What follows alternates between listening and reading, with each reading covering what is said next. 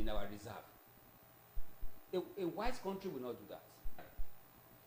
That way, we will make our currency to be stronger.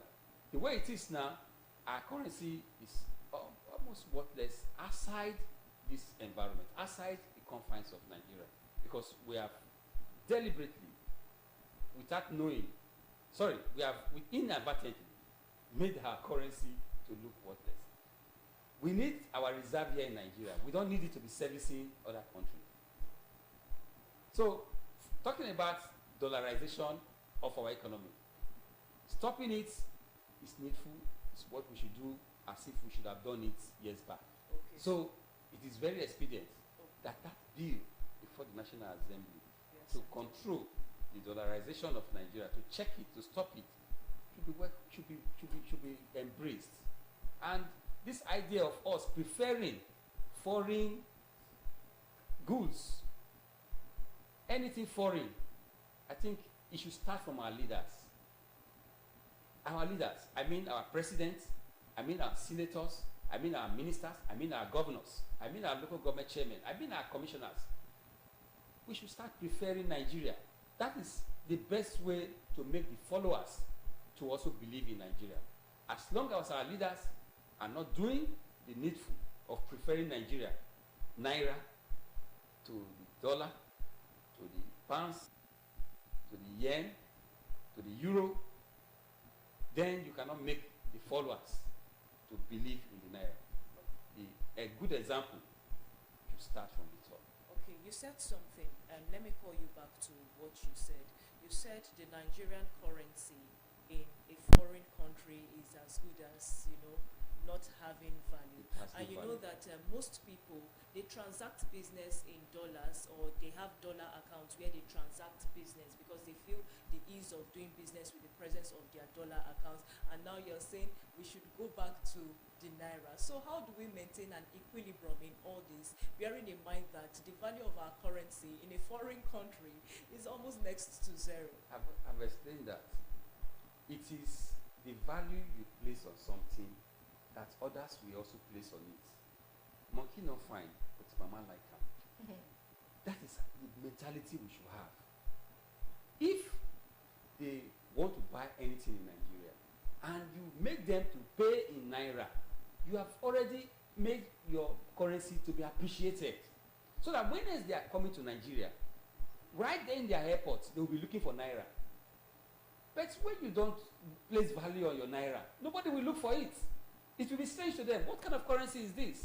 They can even accuse you of dumping waste in their environment. If you carry Naira to London, Heathrow, people they will charge you for evacuating that Naira out of that place. So because nobody is used to it, we're not selling it in Nigeria yet. We prefer to be paid in dollar. We prefer to be paid in euro. Yes. We prefer to be paid in yen. We prefer to be paid in rand. We prefer to be paid in Kuwaiti dinar. We prefer to be paid in foreign currencies. Yes. We are promoting their currency. But when we insist on payments in Naira, you will not force them to be looking for Naira in their airports before they come to Nigeria. It's a simple metric. It's a simple thing. But it's just that, I don't know what to say. I don't want to abuse leadership. But the truth is, Nigeria is not difficult to govern. Just that we need people who can appreciate Nigeria and insist on Nigeria to make others to value us. I mean, other nations to value us. All right. Okay. Thank you so much, sir. We want to say thank you again for coming to talk to us on this bill. Thank you so much. Okay, we've been talking with Mr. Churchy Oyowe, and he's the NUJ chairman, Delta State Council, and we've been talking on social media regulation and, of course, currency. Now, those bills are great bills being sponsored by Senator Ned Nwoko, and hopefully we hope that it gets passed, as it's going to benefit Nigerians a lot. It's still Thursday's edition of Morning Right. Don't go anywhere. When we come back, it'll be time for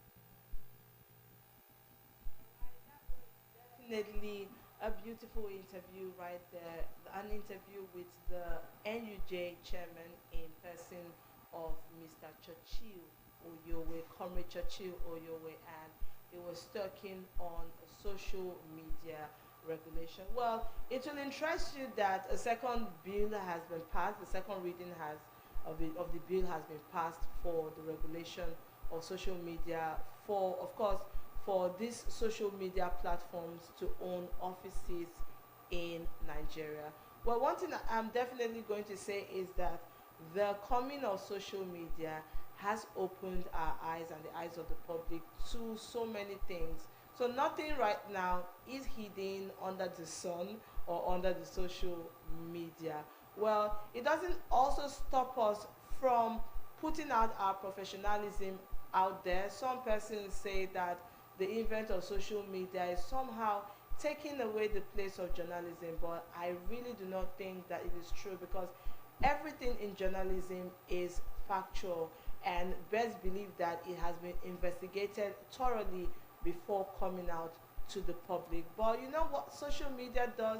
It is any and everything, a dumping ground. So you really have to be careful with believing what you see, before you try to buttress on whatever you see, because some persons, once they see something that has been talked about on a blog, they want to pick it up and go further to talk about it. At the end of the day, they are causing harm to more persons. So it's very important to know what you're accepting from social media, what you're looking at, and then of course know how you regulate social media from your children, because some children these days, the moment they have data, they are talking about any and everything. Well, that's that on that. Well, I'm still here in the studio with Perpetual Iboba, and we are not here alone. We have a paper political analyst in person of Comrade Boni Akeze, who is going to talk to us on some of these trending issues. Good morning, sir. Good morning, sir. Welcome. Good morning, sir. Welcome. All right, welcome. All right, very quickly, we'll dive right into our paper reviews, and I'll tell you something, the dailies are very packed this morning with so many stories. Now, this morning, we have the Nation's newspaper, we have the This Day newspaper, the Nigerian Tribune, the Vanguard newspaper, the Daily Times newspaper, we have the Punch newspaper, we have the Daily Trust newspaper, we have the Guardian newspaper, we have the New Telegraph newspaper, and of course the Daily Independent newspaper. Very quickly, we'll take a look at the Nation's newspaper, and first here the screaming headline says, Federal government indicts Fubara in bombing of oil pipeline. Now the writer to that story says, AGF explains why decision on emergency rule was taken. Another writer there says, situation in Rivers not same in Borno, orders in 2013. The last writer here says, suspended governor out of government house, Abbas sworn in. Well, we really do not envy what's happening at the moment at Rivers State. The top story at the top of the Nation newspaper there says, court vacates order on Natasha. The writer there says, recall process begin. And this one more story says, federal government injects 32.8 billion naira into basic health care. Well, that sounds like a good news there. We hope they use it wisely. That's on page 25 of the Nation newspaper. All right, the Nation newspaper is very packed, so for more details, please grab yourself a copy of the Nation newspaper. This Day newspaper is next with the screaming headline right here that says, despite outrage, federal government says Fubara saved from impeachment, Ibas sworn in. And it's got lots of riders, but at the top strip of This Day newspaper, it says, court set aside order voiding Akpoti Uduahan's suspension. Presidency Rivers Governor Fubara teleguided militants to blow up pipelines in the state. This is coming from the presidency. This day newspaper has other headlines, but please do well to grab your copy. All right, here with us we have the Nigerian Tribune, and the first story here says outrage as a rule kicks off in Rivers. Now, the writer to that story says NBA Southern stroke Middle Belt leaders, Labour, PDP governors, Amechi, Obi, others fought presidents. Now, at the top there, we have this story here that says Dangote Refinery suspends sale of petrol in Naira. At the side there, we have this one. Tanker explosion shuts down Abuja Kefi Expressway. One more story here says EFCC arrests Bauchi Accountant General for alleged 70 billion naira fraud. That's massive. And that's on page 11 of the Nigerian Tribune newspaper. The Vanguard newspaper next, and the screaming headline here says emergency rule in Rivers, federal government and governors disagree. Now you can find that story on pages 8, 9 and 10. And at the top strip it says crude for Naira deal, Dangote suspends sale of petrol in Naira. Protest rocks Ondo as armed headsmen kill 5 farmers. And lastly, policeman, 11 militia gang members killed in Benue community. All right, the Daily Times is next, and first here the headline says Tinubu swears in administrator as Ibas vows to restore peace. Now the writer there says Senate steps down motion till today. Another writer there says NBA declares action unconstitutional. By the side, another writer, the last writer there says reps fail to endorse over quorum. At the top there we have this one. It's an editorial that says declaration of state of emergency and suspension of elected officials. You might want to know what that's about. At the top there we have this one that says be impartial in Nnamdi Kanu's trial. Igbo War veterans urge justice on Motosho. At the bottom here we have this one that says Babio told me he liked my waist. Oh, this is by Natasha. Okay, for more stories, please do grab yourself a copy of the Daily Times newspaper. The Punch newspaper has that screaming headlines: Rivers emergency rule.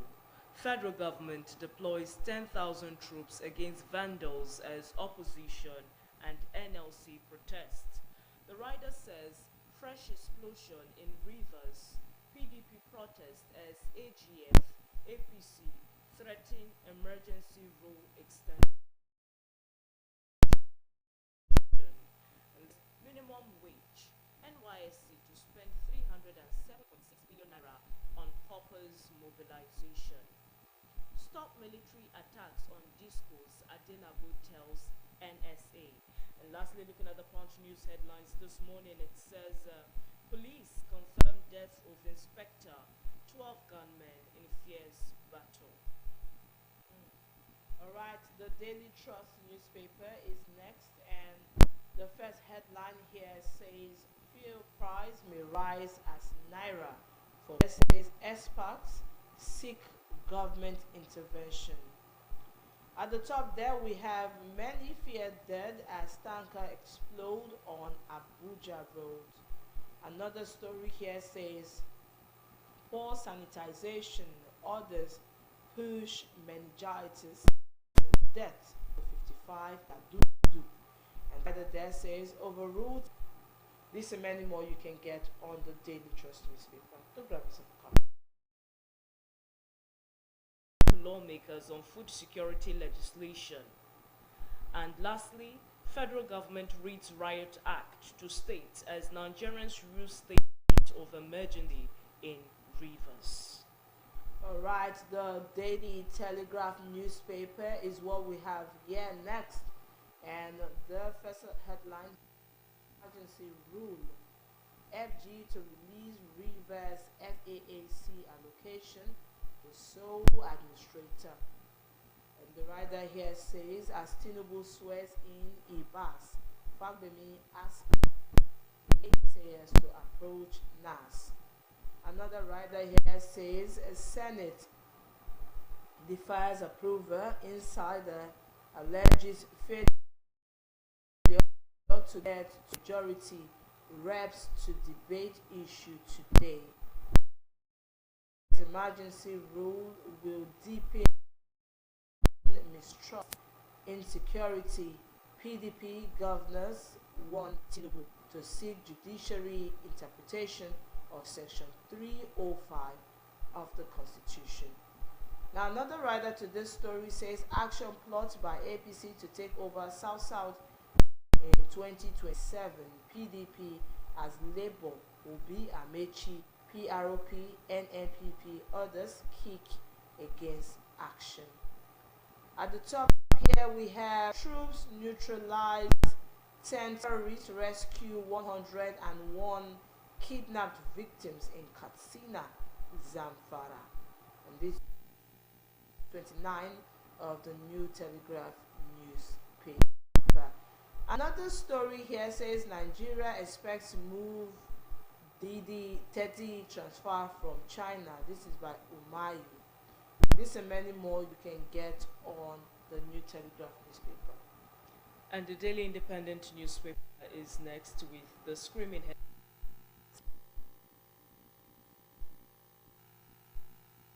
Where Nigeria's economic interest rather, is at risk, says Fubara, teleguided militants to blow up.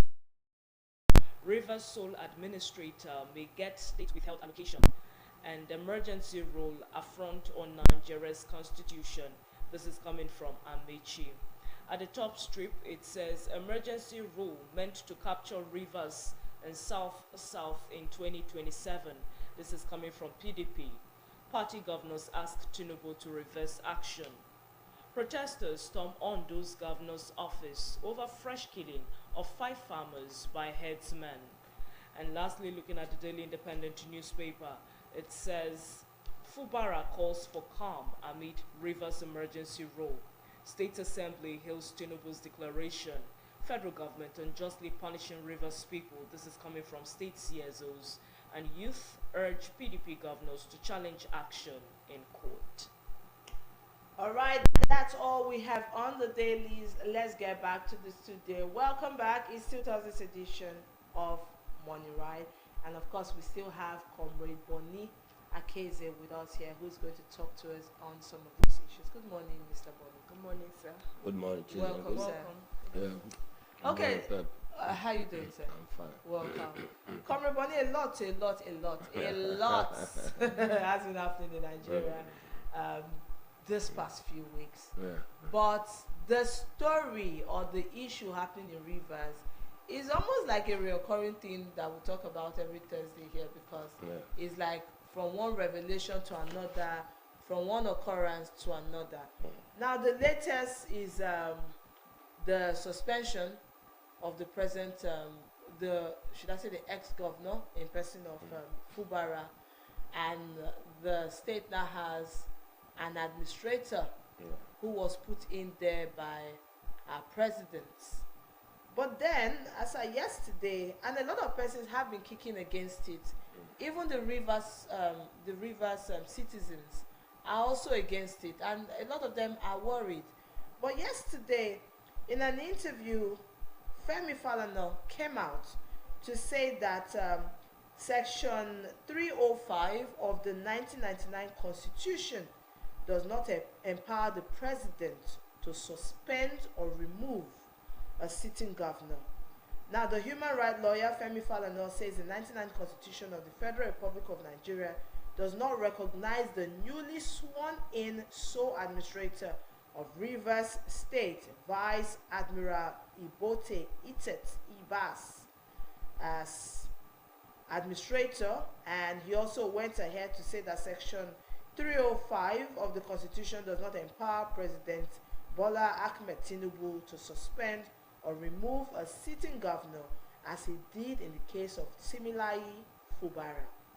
What truly is going on? And a lot of persons are also wondering, when is Wike going to stop? Is there an end to this drama? Okay, thank you very much, Yes, Chizzy. You said what is happening in River State.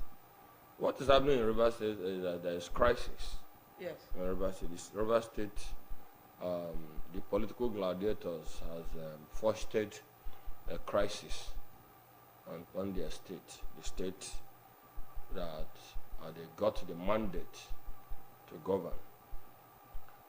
You also said that River citizens are kicking against it. Yes, there's been videos like that. It's some rivers, because there are also, you saw the members of the House of Assembly Yes. came out actually to say they welcome it, they will support. Yes.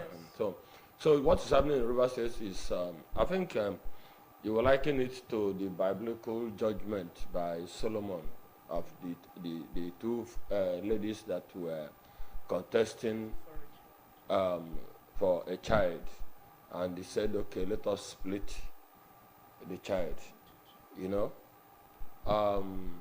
The fraudulent woman said, go ahead and split the child. The actual mother of the child said, leave the child. When the child is, time will tell. Yes. So that is what is like what is happening in River State. Those who want to take power, Omis, who said that the governor must go, the PDP must lose the state, they are the people hailing the new developments. and these are people the Supreme Court says they are still members of PDP. So you need to understand of course, politics is a game of permutation and rationalization. You do a permutation. Once you do what you want to do, you start rationalizing it, you know, making it to be the right thing. So the one like you said, when is Wike going to stop? Wike is not going to stop because Fabemi, the Attorney General of the Federation, he came out to say that Wike does not have any hand in everything that is happening in River State. And to me, that is a statement that is staining to even to the sensibility of even a moron. Yes. Because even Wike himself has come out to speak, and so the whole world knows. Maybe only the Attorney General of the Federation does not know that Wike is the person at the root of the whole thing. They call the lawmakers. How are they addressed? Wike loyalists, Wike sadics, Wike, you know. So, and you say he has no hand in any way in what is happening. It is quite unfortunate. Yeah. So, let us give a background to what's happening. You see, when you want to solve a problem, you get to the root. What is happening in River State? It is a product of the aberration of our leadership recruitment system, our leadership recruitment model. You know, so we have seen systematically in 1999, from 1999 to today, some of the talks that were raised by politicians who see election as war, they have matured. They are now the people at the helm of affairs in some places. Some of them have found their way into governance. And like Shakespeare would say, it's like the serpent's egg. When it is hatched, it is definitely going to bring up a venomous offspring. That is what it is. So Nigeria, you see, any nation, any country, any society does not that doesn't have the best of its citizens at the helm of its basic institutions, that society, that state, is a moral and sociological absurdity. So that is what we're having. That you see, the commanding height of any society should be preserved for only the best minds of that society. It is only so there's supposed to be a system. There is supposed to be a leadership recruitment system that you cannot get there if you are not among the best. Like organizations. First of all, before you are employed, management, the human resources management. Before you are employed, you are taken through an interview. That interview is structured to test your job fit and organizational fit, your organizational fit. So that it is only those who are found to fit into that system that will be taken in. And as they go in, there are monitoring and evaluation, monitoring and evaluation metrics with which they will decide who proceed to the next stage, until only the very best will get to the top. Okay. So, but if we have a situation where you pack everything together and put everything together and anything, so at the end of the day, no man gives out what he doesn't have. No man doesn't, and a man can only be the best of what he has been potentially. Okay, yes. So that is just it. Okay, Comrade Bonny, you talked about fitting in and bringing out only the best. Now, it's an established fact that it is unconstitutional for the president to remove a sitting governor and put an administrator. Which brings me to the next question. Why IBAS? Deep-seated issues that we are not aware of. Well, you see, these are the questions. You see, these are the constitutional issues, the choice of the.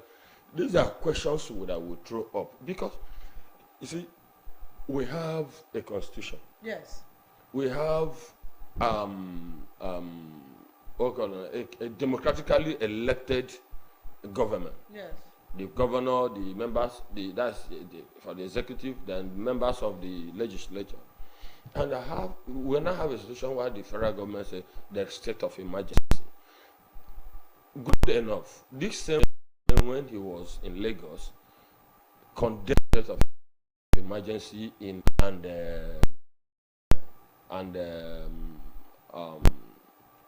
he was among the persons who shared the school of thought that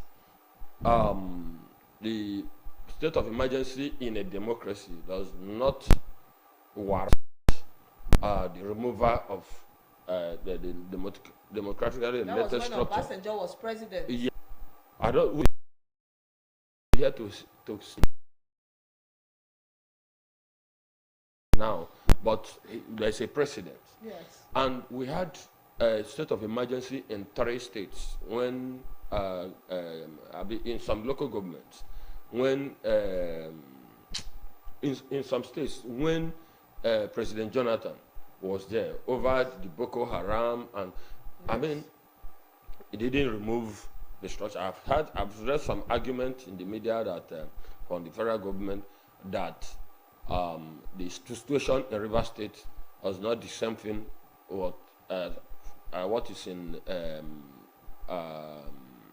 happened in Borno. Yes. I don't know what could be worse than what I don't know what could be worse than what happened in Borno. Yes. So if pipeline and oil is more important than the lives of people of Borno, it is, but it is natural.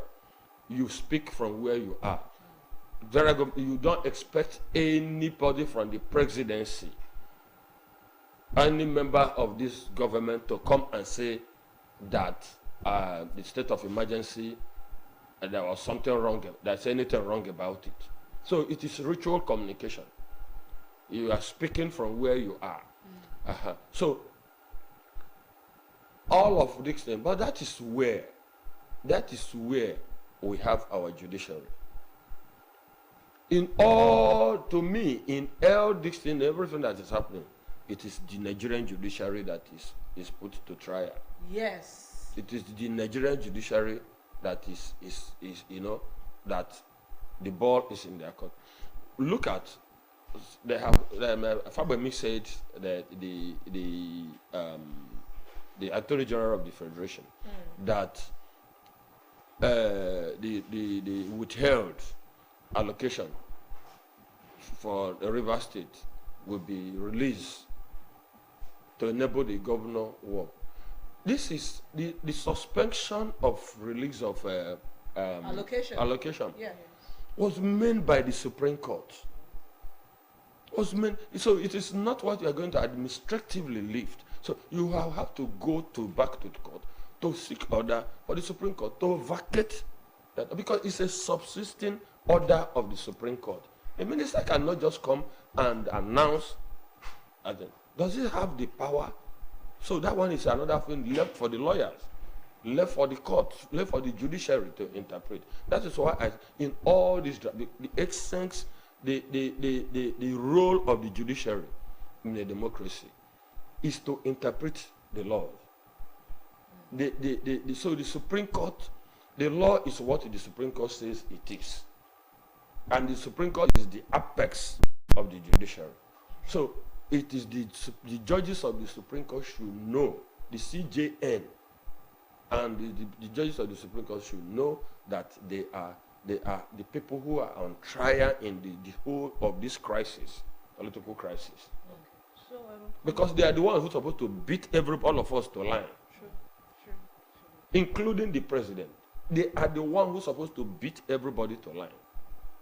Because it is what they say the Constitution is, that the Constitution is. That is why, and even lawyers will tell you that the Supreme, even we were taught in my political science class, that the Supreme Court is not just and if they will not test the politicians who politics. All these things are. See, this is, I want to our judiciary to stand. We saw how Senator Dino Melaye, we saw how he was pursued. Of course, why I'm saying it is everybody we know. It is over Nigeria that we don't have lost hope in the legislature. Nigerians believe that the legislature is, you can everywhere. They call the National Assembly rubber stamp National Assembly. So what are you going to expect from them? What are you going to expect from them? And it is very, very, if we left of our government, because if the country is engulfed in a ritual communication that has never served any intention, if we are patriotic, that all of us have a for the preservation of democracy in our country, that's what serves us best. That is what is in the interest of everybody. We must still, until politics is no longer to overnight enrichment, we are going to continue to see what we are seeing. All right. It is going to continue to be fight to finish. Okay. Thank you so much, Mr. Bonny. I really think that's a very good place to leave it there. Thank you so much. Thank you so much. I'll Thank say you did justice to stories that were brought to you this morning to Thank talk about. Thank you so much. Thank you very much. My pleasure. All right, it's still Thursday's edition of Morning Rad. A complex and multifaceted neurodevelopmental disorder, autism, is also known as autism spectrum disorder, and that's what we're going to be talking about on our next spot on today's edition. Thank you. Thank you very much. Thank you.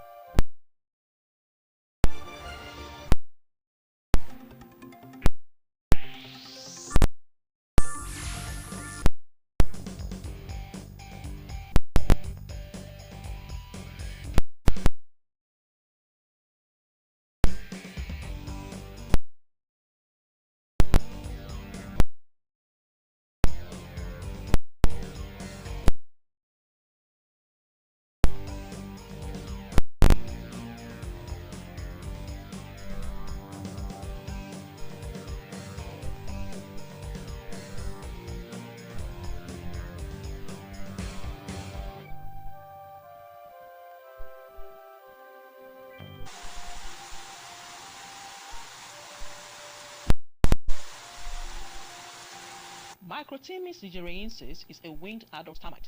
It is a eusocial insect with a typical colony containing nymphs consisting of semi-matured young workers, soldiers, and the reproductive alates. The alates are the winged, fully developed adults of the termite that are commonly caught and consumed. This winged termite is known locally in various parts of Nigeria by different names such as Aku or Akumbe in Igbo, Shinsh or Kiye in Hausa, and Esusu in Yoruba. It is enjoyed in all parts of Nigeria, Africa, and South America, and is usually caught at the onset of the raining season. Early in the raining season, the alates fly off from their nets in large numbers in their nuptial flight. During the flight, pairs of male and female alates isolate themselves from others and fall to the ground. Their wings break off, and each pair goes its own way